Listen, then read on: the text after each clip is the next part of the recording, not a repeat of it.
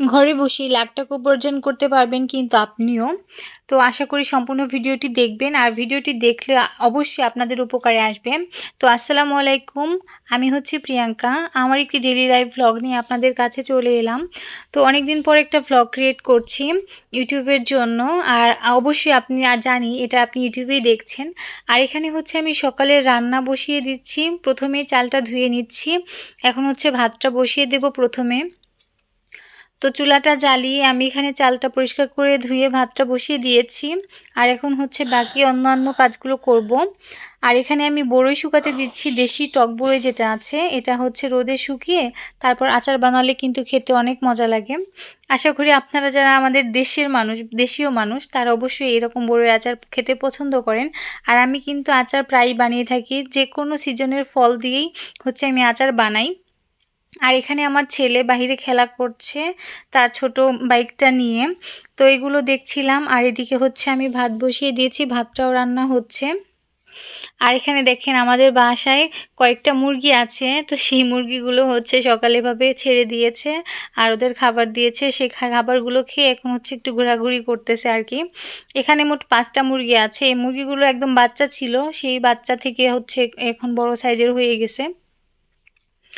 তো এভাবে হচ্ছে আমরা প্রায়ই ভিডিও ক্রিয়েট করে থাকি। আর এভাবে যদি আপনারা ডেইলি লাইফ ভ্লগগুলো ইউটিউবে শেয়ার করেন তাহলে কিন্তু সেখান থেকে লাভবান হওয়ার সম্ভাবনা অনেকটাই বেশি। আর এইভাবে কিন্তু দেশের প্রায় প্রতিটি মেয়েই হচ্ছে স্বাবলম্বী হয়ে যাচ্ছে এখন। যে কোনো মেয়ে যারা মনে করবেন যে বাহিরে কাজ করার কোনো সম্ভাবনা নেই, তারা হচ্ছে বাইরে গিয়ে কাজ করতে পারবে না, তারা যদি একটা স্মার্টফোনের দ্বারাই ঘরে বসে এরকম ইনকাম করতে পারে তাহলে খারাপ কোথায়। আর ইদানিং হচ্ছে অনেকেই এই কাজটা করছে, ভ্লগ ক্রিয়েট করছে, তারপর যেভাবেই হচ্ছে অনেক কন্টেন্ট ক্রিয়েট করছে, অনেকেই উদ্যোক্তা হচ্ছে। এভাবে হচ্ছে অনেকেই নিজের পায়ে দাঁড়াতে পারছে। তো এখানে হচ্ছে আমি সকালের খাবারগুলো রেডি করে নিচ্ছিলাম, তো সেগুলোই হচ্ছে আপনাদের সাথে শেয়ার করছি। এখানে আমি আমার ছেলের জন্য হচ্ছে একটা ডিম ভেজে নিচ্ছি।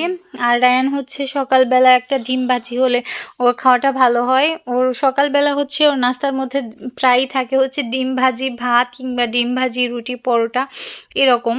তো ছোট বাচ্চা যেহেতু এগুলোই খায়, তো ওর জন্য হচ্ছে আমি এখানে বেগুন ভাজি করেছি। আর আমাদের জন্য অন্য তরকারি আছে। এই বেগুন ভাজি আর ডিম ভাজিটা হচ্ছে রায়ানের জন্য। রায়ানকে এখন হচ্ছে আমি খাইয়ে দিব। এই যে প্লেটে ভাত নিয়েছি আর এই দেখেন সে মোবাইল নিয়ে বসে পড়েছে। এখন মোবাইল দেখে দেখে ভাত খাবে। এটা যেহেতু একটা অভ্যাসটা কিন্তু ভালো না, তারপরও অভ্যাস হয়ে গেছে, অনেক চেষ্টা করছি ছাড়ানোর জন্য।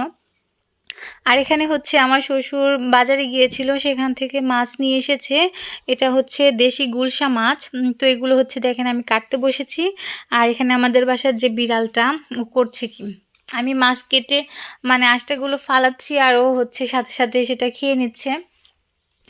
ও এরকমই করে, মানে অনেক সময় দেখা যায় যে আমি মাছগুলো এগুলো ওই রেখে ওকে হচ্ছে একটু জাল দিয়ে তারপর দিই, একটু হলুদের গুঁড়ো পানি দিয়ে জাল দিয়ে তারপর দিই খেতে।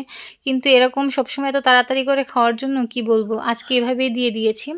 তো মাছগুলো আমি ভালোভাবে পরিষ্কার করে কেটে ধুয়ে নিয়েছি। এখন হচ্ছে ভাগ ভাগ করে ফ্রিজে রেখে দেবো, প্রায় কয়েকদিন খাওয়া যাবে আর কি, সেইভাবে রেখে দেবো। আর আমরা তো সকালের খাবার শেষ করেই হচ্ছে দুপুরে রান্নার কাজে চলে আসি। এখানে মাছ কেটে আমি দুপুরে রান্নার জন্য মাছ রেডি করে রেখেছি। আর এখানে আমি শাক ভেজে নিচ্ছিলাম, তাই শাকটা প্রথমে একটু ভাপে বসিয়ে দিয়েছি একটু লবণ দিয়ে। আর এদিকে দেখেন আমার দুপুরের ভাতটাও হয়ে গিয়েছে। আর এই রান্নার ফাঁকে হচ্ছে আমার একটু কফি না খেলে চলেই না। তো এখানে আমি হচ্ছে ব্ল্যাক কফিটা আমি একটু বানিয়ে নিচ্ছি আমার জন্য।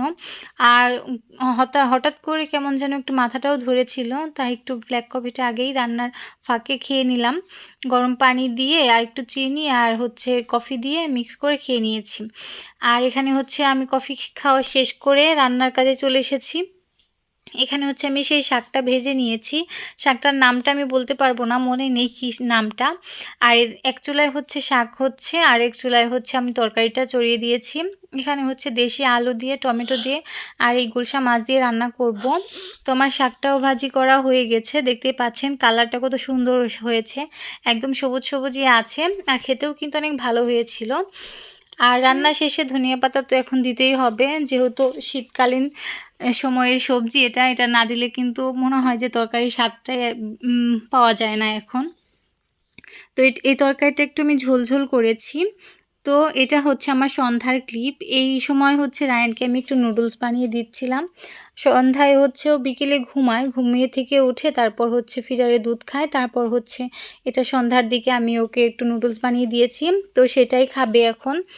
আর এখন যখন টমেটো পাওয়া যায়, টমেটো দিয়ে ডিম দিয়ে ম্যাগিটা বানিয়ে দিয়েছি। এই যে আমি বাটিতে বেড়ে নিয়েছি আর রায়ান হচ্ছে পাশে দাঁড়িয়ে আছে। ও এই ম্যাগিটা খেতে অনেক পছন্দ করে, তাই তাড়াতাড়ি করে বলছে যে আম্মু খাবো, আর এখানে ফু দিচ্ছে যাতে ঠান্ডা হয়ে যায়। তো আজকের ব্লগ এই পর্যন্তই। আশা করি আপনাদের কাছে ব্লগটি ভালো লেগেছে আর আমার কথাগুলো ভালো লেগেছে। যদি কথাটা একটু ভালো লেগে থাকে তাহলে অবশ্যই আমার এই ভিডিওটি লাইক করে দিবেন আর আমার এই ছোট্ট চ্যানেলটিকে সাবস্ক্রাইব করে দেবেন। থ্যাংকস ফর ওয়াচিং অ্যান্ড আসসালামু আলাইকুম এভরিওয়ান।